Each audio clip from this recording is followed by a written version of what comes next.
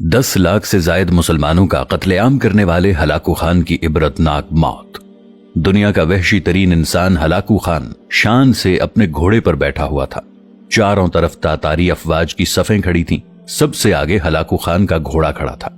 Hulagu Khan के सामने कैदी मुसलमानों की 3 सफ़ें खड़ी की गईं, जिनको आज हलाकू खान ने अपने हुक्म पर कत्ल होते देखना था। फिर वो जालिम बोला, इनके सर कलम कर दो, और जल्लाद ने लोगों के सर काटने शुरू कर दिए। पहली सफ में एक की गर्दन गई, दूसरे की गर्दन गई, तीसरे चौथे की। पहली सफ में एक बेकसूर बूढ़ा गरीब कैदी जो कि अपने घर का वाहिद कफील था, वो भी खड़ा था। वो मौत के डर की वजह से दूसरी सफ में चला गया। पहली सफ का मुकम्मल सफाया हो गया। हलाकू खान की नजरों ने उस बूढ़े को देख लिया था कि वो मौत के खौफ से अपनी पहली सफ छोड़कर दूसरी सफ में चला गया।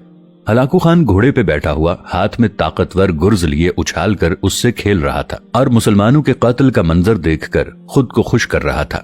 जल्लादों ने दूसरी सफ पे तलवार के वार शुरू किए। गर्दनें आन की आन में गिरने लगीं।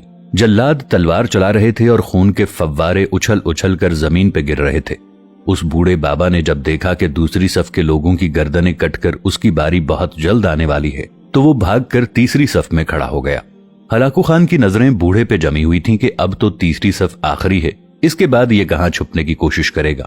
इस बेवकूफ बूढ़े को मेरी तलवार से कौन बचा सकता है? मैंने लाखों इंसान मार दिए तो ये कब तक बचेगा? तीसरी सफ पे जल्लादों की तलवार बिजली बनकर गिर रही थी। हलाकू खान की नजरें मुसलसल उस बूढ़े पे थीं कि कैसे वो बेचैन होकर मौत की वजह से बेकरार है।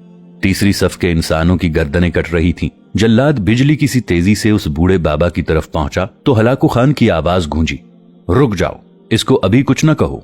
बूढ़े, बता, पहली सफ से तू दूसरी सफ में भाग आया, जब वो खत्म हुई तो तू तीसरी सफ में भाग आया। बुढ़े, अब बता, पीछे तो कोई और सफ भी नहीं है, अब तू भाग कर कहां जाएगा? अब तुझे मुझसे कौन बचाएगा?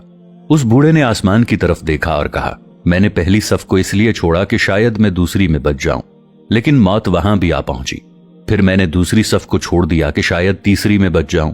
हलाकू ने गुर्ज को हाथ में उछालते हुए कहा, बुढ़े, कैसी खाम ख्याली है, ये कैसी बहकी बहकी बातें कर रहे हो? भला तुम्हें मेरी तलवार से भी कोई बचा सकता है? बूढ़े मुसलमान ने जमीनों आसमान की हर शय के मालिक उस वाहिद ला शरीक रब पर बेइंतहा यकीन के साथ कहा, वो ऊपर वाली जात अगर चाहे तो कुछ भी हो सकता है, और अगर वो चाहे तो मुझे तुझसे बचा भी सकता है। कैसे बचा सकता है? हलाकू खान ने इतने तकब्बुर में आकर कहा कि उसके हाथ से गुर्ज गिर पड़ा। हलाकू खान चाबुकदस्त, होशियार जंगजू और चालाक इंसान था। हलाकू खान घोड़े के ऊपर बैठे बैठे गिरे हुए गुर्ज को उठाने के लिए जब झुका कि जमीन पे गिरने से पहले वो इसे हवा में ही पकड़ ले, इसी कोशिश में हलाकू खान का एक पांव रकाब से निकला और वो अपने घोड़े से नीचे आ पड़ा, जबकि दूसरा पांव रकाब में ही फंस कर रह गया।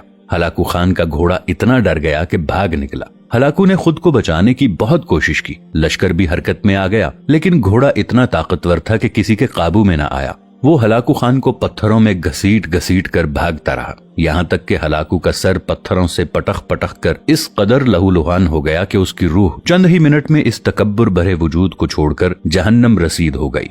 लश्कर ने जब बेइंतहा कोशिश के बाद हलाकू खान के ताकतवर घोड़े को काबू किया तो उस वक्त तक उसका सर बुरे तरीके से कुचला जा चुका था।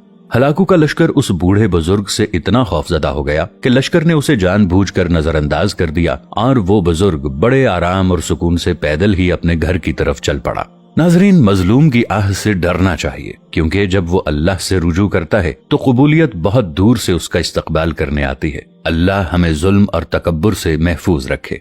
दोस्तों, वीडियो में मौजूद पैगाम अच्छा लगे तो इसे दोस्तों के साथ शेयर जरूर कीजिएगा। मिलेंगे नई वीडियो के साथ, तब तक के लिए अल्लाह निगहबान।